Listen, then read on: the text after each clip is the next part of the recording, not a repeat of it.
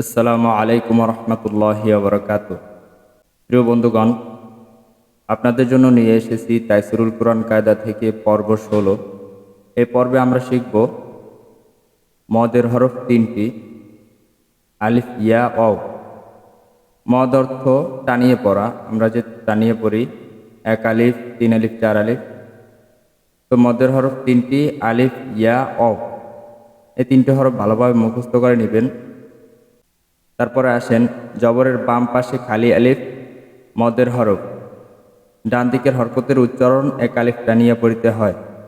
অর্থাৎ জবরের বাম পাশে যদি খালি আলিফ থাকে তাহলে ডান দিকের হরকতের উচ্চারণ এক আলিফ টানিয়ে পড়তে হবে। যথা তা আলিফ জবর তা, ত আলিফ জবর ত। তো শুরু করা যাক। আমি বলবো, চাইলে আপনারা আমার সাথে পরে পরে শিখে নিতে পারেন। আউযু বিল্লাহি মিনাশ শাইতানির রাজীম। বিসমিল্লাহির রহমানির রহিম। তা জবর তা, তা আলিফ জবর তা, ত জবর ত, ত আলিফ জবর ত,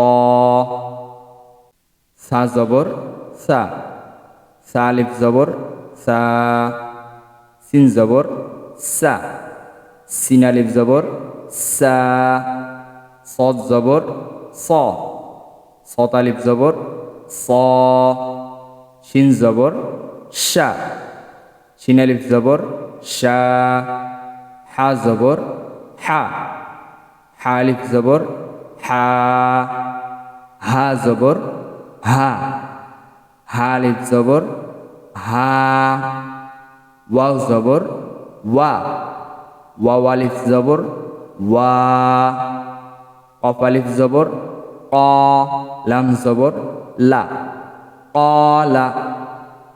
মিম আলিফ জবর মা, লাম জের লি, কাফ জের কি, মালিকি। হা জের হি, সিন আলিফ জবর সা, বা দুই পেশ বুন, হিসাবুন। গয়ন আলিফ জবর গ, সিন জের সি, কফ দুই জের কিন, গাসিকিন। হা আলিফ জবর হা, সিন জের সি, দাল দুই জের দিন, হাসিদিন। র জের রি, জিম আলিফ জবর যা, লাম দুই পেশ লুন, রিজালুন। জিম জের জি, বা আলিফ জবর বা, লাম দুই পেশ লুন, জিবালুন।